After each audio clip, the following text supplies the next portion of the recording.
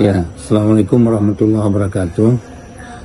Kondisi jemaah haji Aceh baru saja kita terbangkan kloter ke-9 dan sekarang lagi pemeriksaan kloter 10. Jadi sudah 9 kloter terbang ke Arab Saudi, 8 kloter sudah tiba di sana.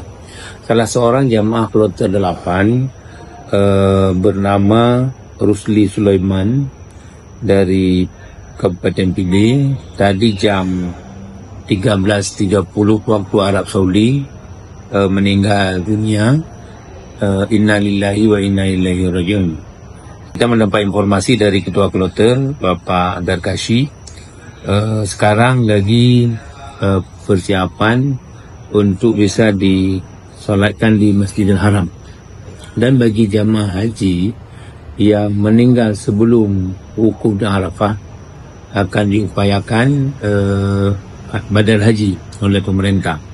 Jadi karenanya kita berharap keluarga yang ditinggalkan tetap sabar karena memang sudah janjinya di sana begitu sampai di Arab Saudi, karena malam kemarin terbang tadi jam 13.30 waktu Arab Saudi menghembus nafas terakhir. Artinya mungkin ada riwayat penyakit diabetes dan juga ada jantung.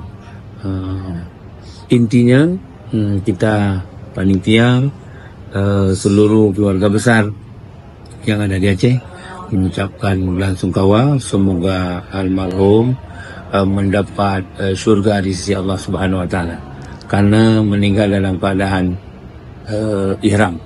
Tim MAN TV melaporkan.